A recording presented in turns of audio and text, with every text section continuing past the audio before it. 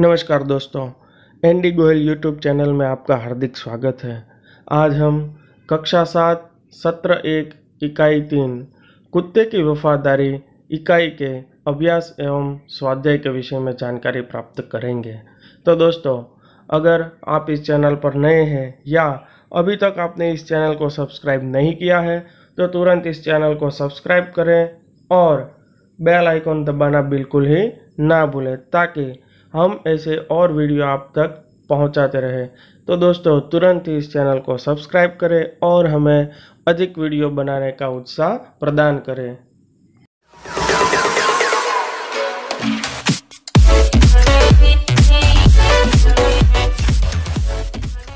तो दोस्तों, सबसे पहले हम अभ्यास के प्रश्नोत्तर के जवाबों को देखेंगे। मुख्य प्रश्न 1, नीचे दिए गए शब्दों का प्रयोग कहानी में जिस वाक्य में किया गया हो वह वाक्य पढ़िए।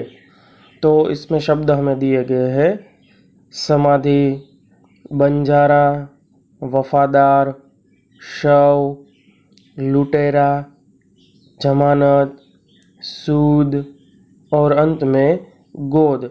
तो ये 8 शब्द हमें दिए गए हैं जिनके वाक्यों को हमें पाठ में से ढूंढकर यहाँ पर पढ़ना है।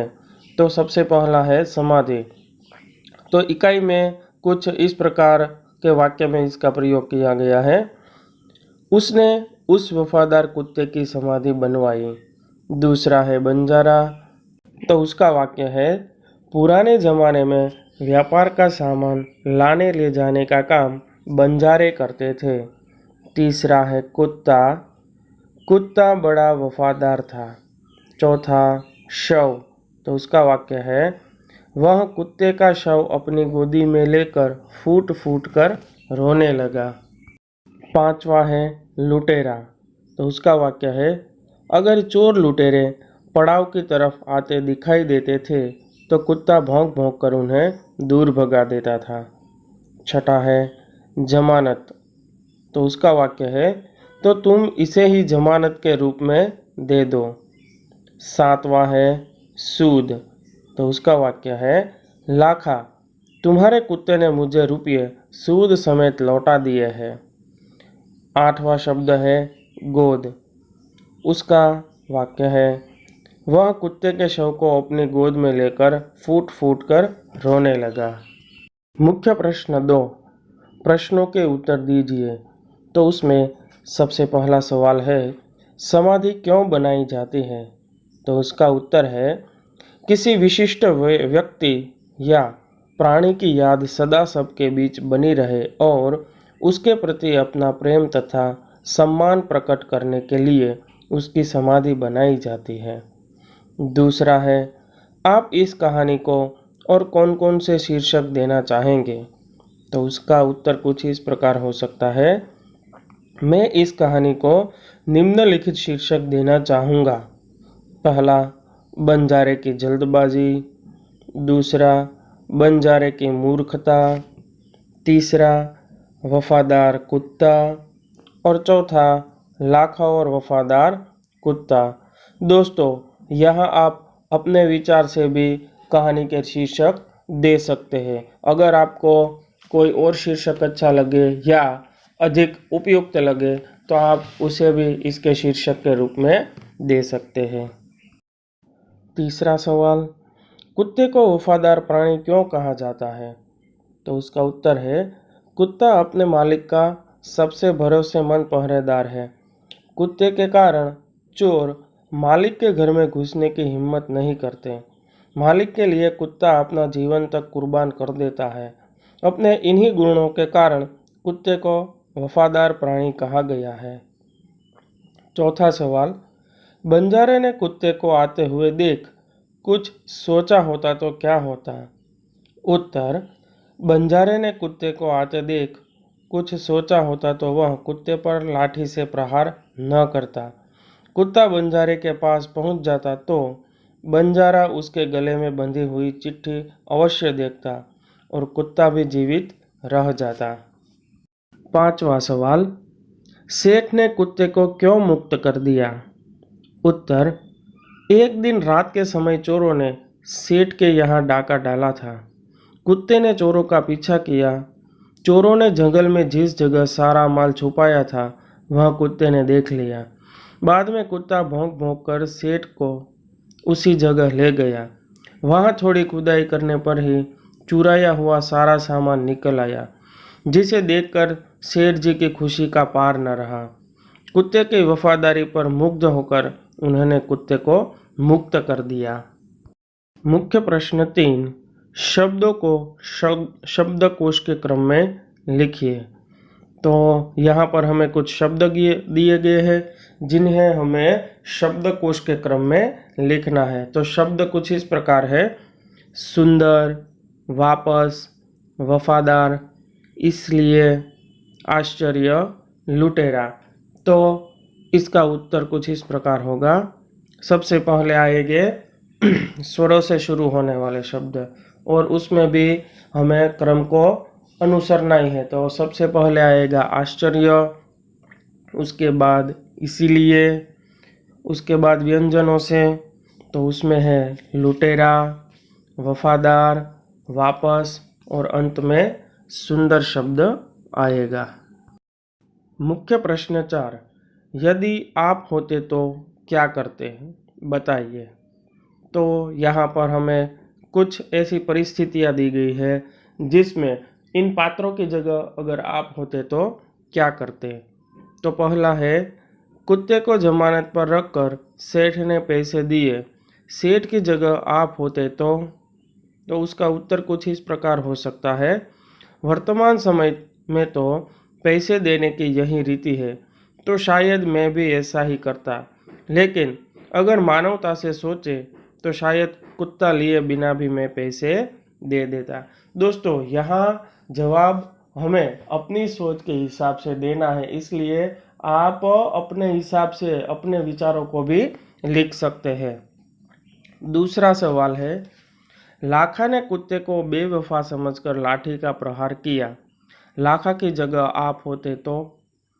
उत्तर, लाखा की जगह अगर मैं होता तो जल्दबाजी में बिना कुछ विचारे कुत्ते पर लाठी का प्रहार नहीं करता।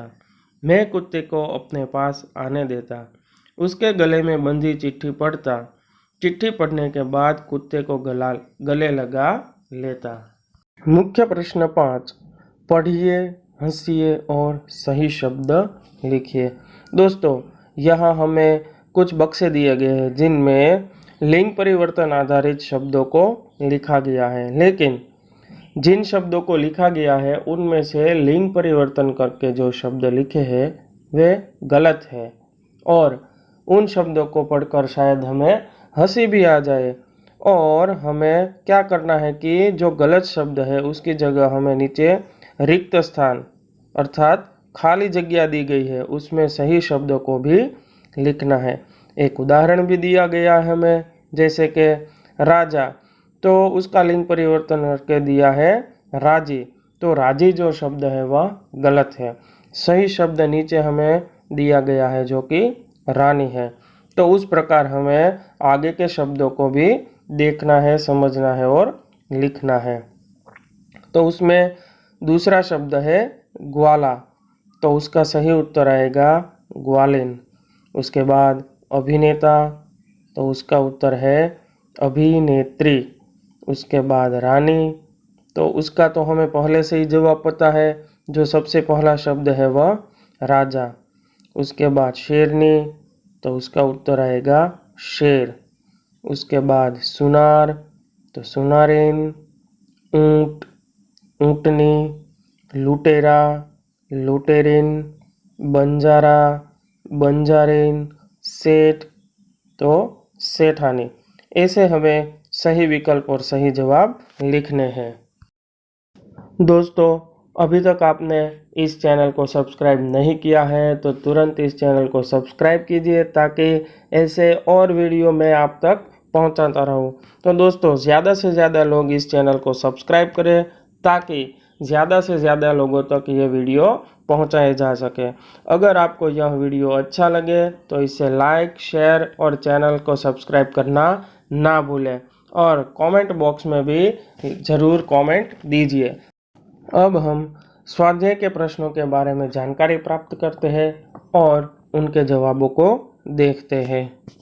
तो स्वाध्याय में सबसे पहला प्रश्न है, ढांचे पर से कहानी लिखिए।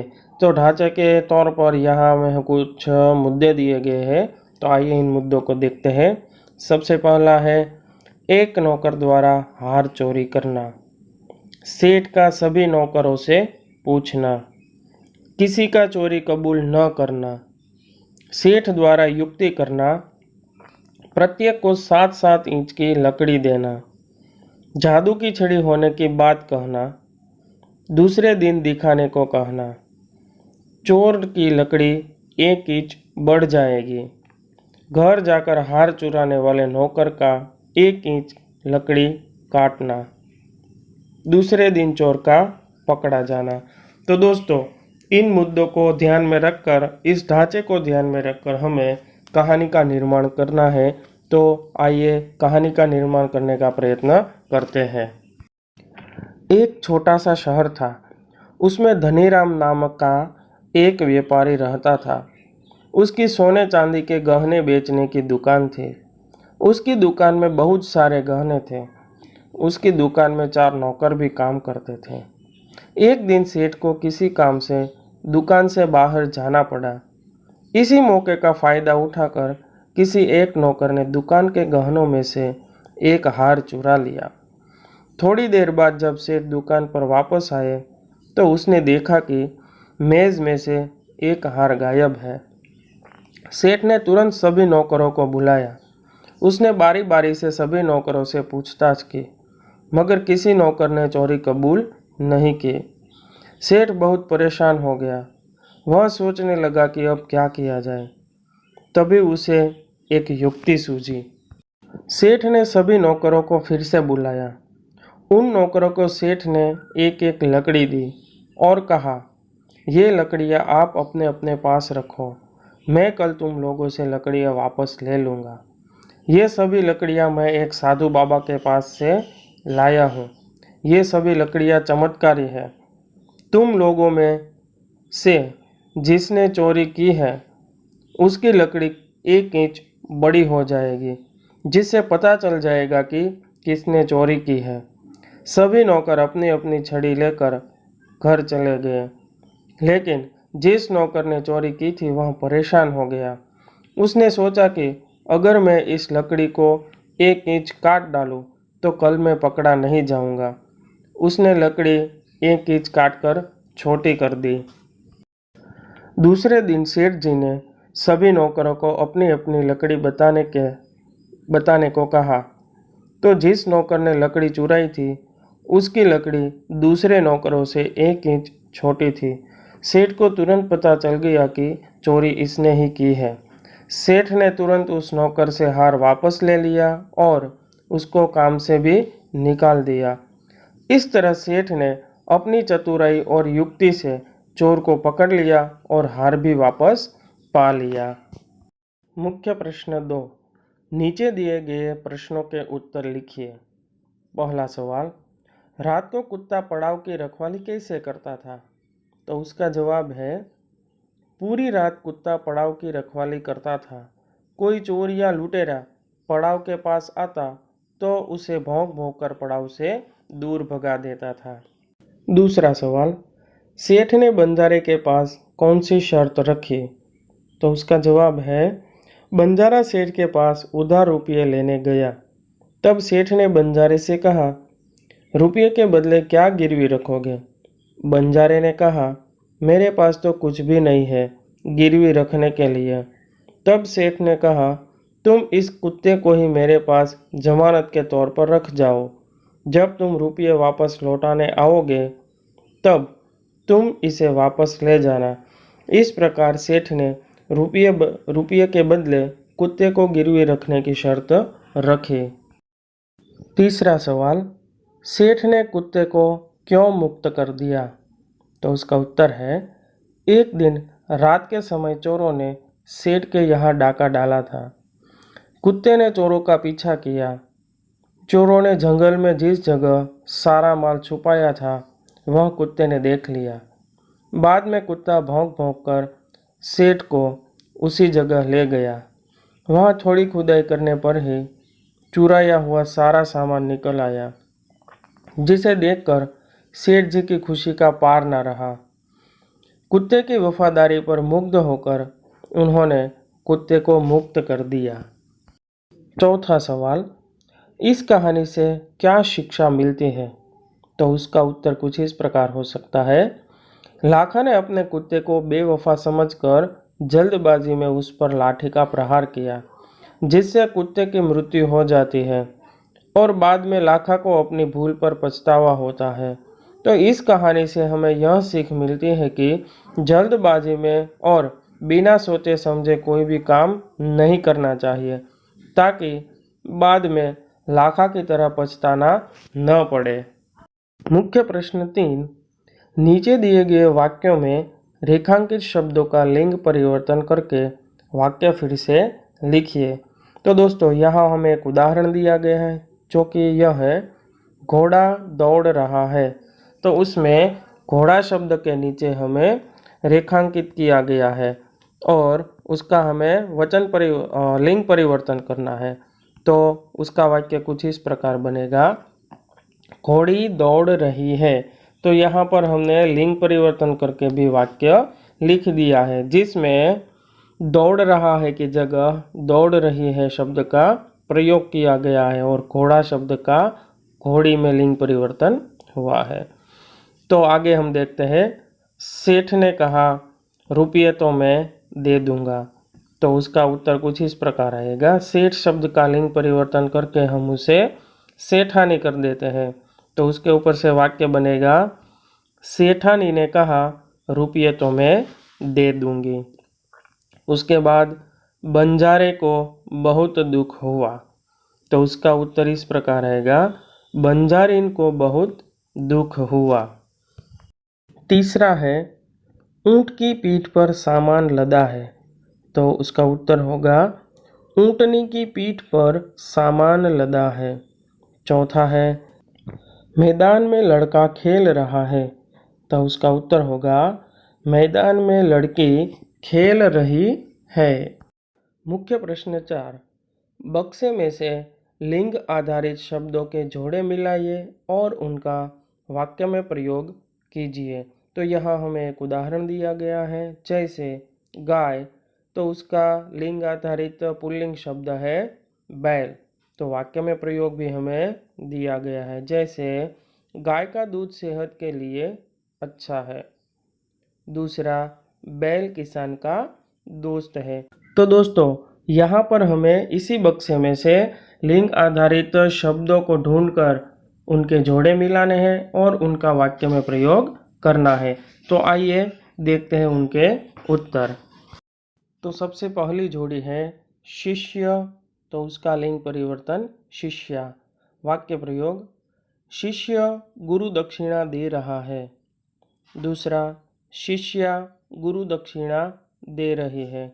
दूसरी जोड़ है नागिन, जो कि स्त्रीलिंग शब्द है, तो उसका पुल्लिंग होगा नाग। वाक्य प्रयोग, नागिन जहरीली होती है। दूसरा, नाग जहरीला होता है। तीसरी जोड़ है घोड़ा, जो कि पुल्लिंग शब्द है, उसका स्त्रीलिंग है घोड़ी। वाक्य प्रयोग, घोड़ा तेज दौड़ रहा है। घोड़ी तेज दौड़ रही है। चौथी जोड़ है गाय, जो कि स्त्रीलिंग शब्द है, उसका पुल्लिंग होगा बैल। तो उसका वाक्य प्रयोग देखते हैं, गाय दूध देती है और बैल हल चलाता है। पांचवी जोड़ है देव, तो उसका स्त्रीलिंग होगा देवी। वाक्य प्रयोग, देव देवलोक में रहते हैं। दूसरा, देवी देवलोक में रहती है। छठी जोड़ है शिक्षक, तो उसका स्त्रीलिंग होगा शिक्षिका। वाक्य प्रयोग, शिक्षक पढ़ा रहा है। शिक्षिका पढ़ा रही है। प्रश्न 5, संज्ञा पहचानिए। दोस्तों यहाँ पर हमें नीचे 3 वाक्य दिए गए हैं। जिन वाक्यों में शब्दों के नीचे रेखा की गई है उन शब्दों की हमें संज्ञा का प्रकार पहचान कर उसे लिखना है। तो आइए सबसे पहले देखते हैं, सैनिक हमारे देश की रक्षा करते हैं। जिनमें सैनिक शब्द के नीचे हमें रेखा की गई हुई दिखती है। तो सैनिक शब्द जो है वह जातिवाचक संज्ञा का शब्द है। दूसरे वाक्य में हमें देश की प्रगति के बारे में सोचना चाहिए। तो इस वाक्य में हमें देश शब्द के नीचे रेखा की हुई दिखाई देती है। तो देश शब्द भी जातिवाचक संज्ञा का ही शब्द है। तीसरा है, गंगा भारत की पवित्र नदी है। तो इस वाक्य में नदी शब्द के नीचे रेखा की हुई दिखाई दे रही है। तो नदी शब्द भी जातिवाचक संज्ञा का ही शब्द है, क्योंकि ये सभी शब्द किसी न किसी संपूर्ण जाति को दर्शा रहे हैं, ना कि किसी कोई एक व्यक्ति, वस्तु या स्थान को दर्शा रहे हैं। इसलिए इन तीनों शब्दों का समावेश जातिवाचक संज्ञा में ही होता है।